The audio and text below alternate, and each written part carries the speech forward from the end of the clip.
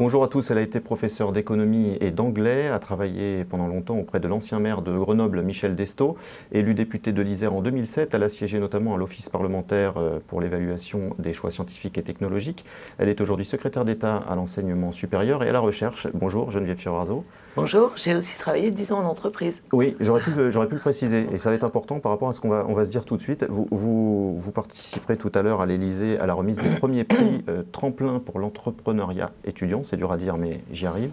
Des prix qui préfigurent un statut qui sera mis en place à la rentrée, le statut de l'entrepreneur étudiant. Quels sont les enjeux de ce plan d'action ? Alors l'idée, c'est de pousser, d'inciter les étudiants à créer leur entreprise et les former à la conduite de projet en réalité.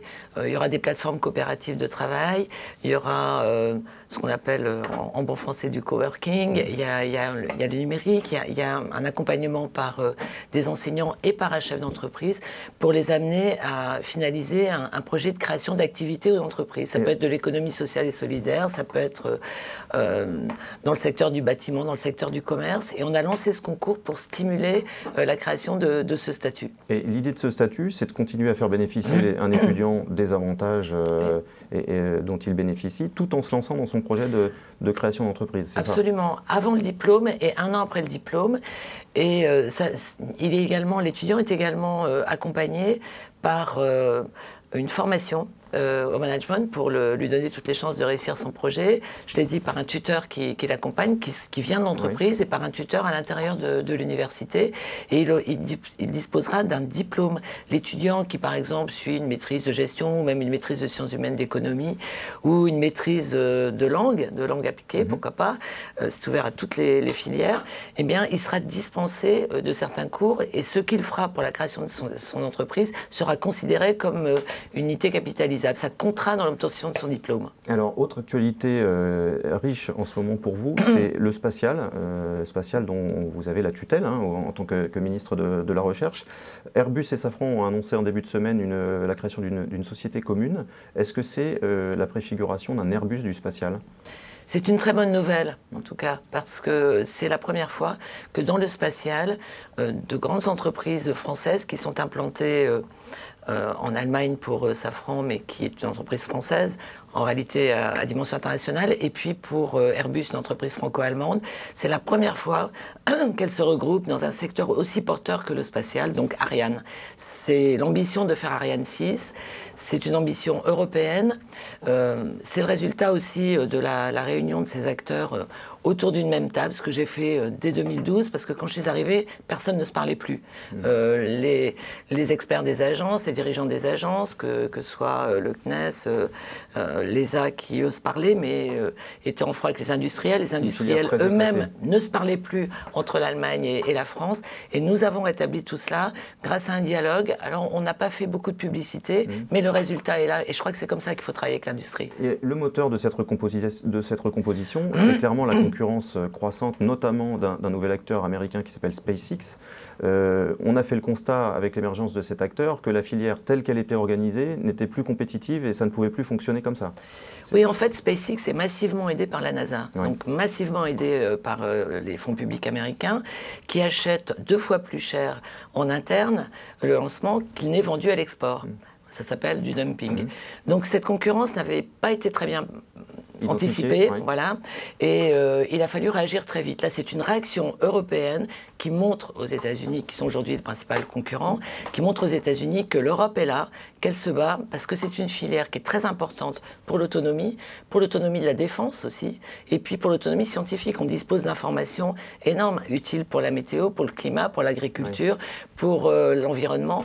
Donc c'est essentiel. Puis c'est une filière qui produit énormément d'innovations, qui se diffuse dans l'ensemble du tissu industriel. Gros enjeu en termes d'emploi également. Bien sûr. Ça représente combien d'emplois le spatial pour la France ? Il y a 16 500 emplois, il y en a le double en Europe, mais surtout, ce sont des emplois qui diffusent, encore une fois, c'est une industrie qui diffuse énormément d'innovations dans le médical, dans le ferroviaire, dans la métallurgie, dans la cryogénie, dans la connectique, bref, dans tous les secteurs de l'industrie, parce qu'on apprend à développer des technologies poussées, si vous voulez, à l'ultime, puisqu'elles doivent résister dans l'espace. Est-ce qu'Ariane Espace a vocation à rejoindre cette société commune créée par Airbus et Safran? Ce qui a été dit par les industriels qui ont été reçus par le président de la République et puis les ministres concernés, ce qui a été dit, c'est que désormais les industriels, et ça avait été le souhait de l'Agence spatiale européenne, du CNES, bref, de tout le groupe CoSpace que je réunis régulièrement, ce qui a été dit, c'est que les industriels maintenant seraient responsables de la conception jusqu'à la commercialisation, et ça inclut le lancement. Donc vous voyez qu'Ariane Espace est concerné. Alors, autre sujet, Madame Fioraso, la grogne des chercheurs, le cri d'alarme des chercheurs qui s'inquiètent pour leurs moyens et se demandent ce que va devenir le budget de la recherche dans le cadre des discussions budgétaires à venir. Est-ce que ce matin, vous pouvez les rassurer? Vous avez dit à plusieurs reprises que le budget de la recherche était sanctuarisé, mais vous avez dit également devant le Sénat que compte tenu de l'évolution naturelle de la masse salariale et du nombre d'étudiants, il faudrait générer 1,6 milliard d'économies. C'est un petit peu contradictoire avec la notion de sanctuarisation du budget de la recherche. Ça n'est pas tout à fait ce que j'ai dit au Sénat. Premièrement, c'est le président de la République qui a dit que le budget de la recherche serait sanctuarisé, et je m'en félicite parce que j'ai beaucoup œuvré pour cela, et maintenant avec Benoît Hamon, qui a ce grand ministère de la connaissance, eh bien nous battons pour que la recherche et l'université soient effectivement préservées. Mais préserver un budget et le maintenir, ça veut dire que son augmentation naturelle n'est pas assurée. C'est ça que j'ai voulu dire. Parce qu'un budget, il est en dynamique. Donc nous, ce que nous voulons, c'est... Enfin, nous aimerions qu'il soit en dynamique, mais compte tenu des efforts qui sont demandés, ce que nous ne voulons pas, c'est que ce budget baisse. Mais nous ne pouvons pas assurer qu'il maintiendra la dynamique. C'est ça simplement que j'ai dit. Donc les économies sont à trouver quelque part. Bien sûr, mais les économies sont à trouver pour tout le monde, mais nous, ce que nous ne voulons pas, c'est que ce budget baisse. Nous voulons le sanctuariser. Par ailleurs, ce qui a été dit pour l'emploi scientifique, c'est qu'il serait maintenu. Il a d'ailleurs augmenté au cours de ces dernières années, pas beaucoup, mais de 0,99% exactement pour les organismes qui ont des fonctionnaires, comme le CNRS et d'autres, et de 5% pour les organismes qui sont des EPIC, qui sont des caractères de droit privé, par exemple, oui, mais de droit privé, par exemple, comme le CEA. Donc... parce que le CEA a des recettes davantage, donc a pu augmenter hors plafond ses effectifs. Mais le problème que nous avons, et c'est pour ça que les chercheurs manifestent leur inquiétude, d'abord ils manifestent leur inquiétude parce qu'on est en période d'arbitrage budgétaire. Vous avez pu remarquer qu'ils ne sont pas les seuls. C'est bonne guerre. Mais voilà. Et je trouve assez légitime qu'ils disent attention à l'emploi scientifique. Le problème, c'est qu'il y a eu beaucoup de départs à la retraite au cours de ces dernières années, mais maintenant, c'est derrière nous, c'était toute la génération des baby-boomers. S'il y a moins de sorties à budget constant, forcément, il y aura moins d'entrées. Donc nous sommes dans cette situation où, mécaniquement, il y a moins d'entrées.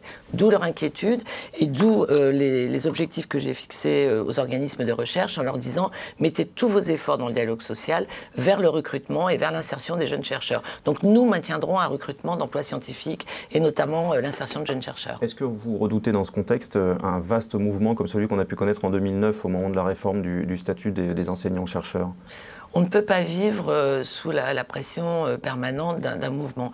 Moi, je suis en dialogue permanent avec les chercheurs. Nous faisons tout ce qu'il faut dans un contexte extrêmement contraint pour assurer un bon niveau de recherche. D'ailleurs, la France a plutôt davantage de chercheurs si on compare par habitant, par population active, par rapport à la population active, si on compare à l'Allemagne, au Japon, aux États-Unis. Donc nous nous situons dans une moyenne haute. Pour autant, il ne faut pas baisser la garde, il faut maintenir cet effort. Nous sommes 6e au monde en moyenne pour la recherche, mais pour les publications scientifiques, mais nous sommes dans les 3 premiers pour tout ce qui est très porteur. Je pense aux mathématiques, c'est utile pour le big data qui est maths appliquée. Je pense à la physique, mais je pense aussi à l'économie pour lesquelles nous sommes premiers au monde, selon le prix Nobel, ça doit vous intéresser aux échos, selon le prix Nobel d'économie Amartya Sen. Donc voilà, il faut, en sciences du vivant, nous sommes aussi très bons. Donc c'est la science de ce 21e siècle, tout ce qui est génomique, etc. Donc, et puis la conjugaison de tous ces domaines scientifiques, donc nous devons rester très compétitifs, c'est essentiel pour notre économie. Très rapidement, Geneviève Fioraso, il est un point qui est attendu par les étudiants, ce sont ces fameux 100 millions d'euros de bourses qui ont été promis.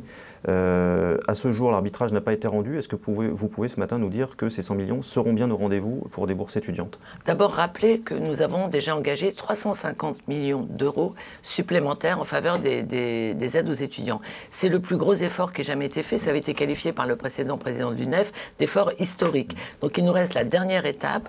Nous nous battons pression, Benoît Hamon et moi, pour que cette étape intervienne, comme ça avait été promis, dès le mois de septembre. Mais ça n'est pas garanti à ce jour. Ça n'est pas arbitré. Ça n'est pas arbitré.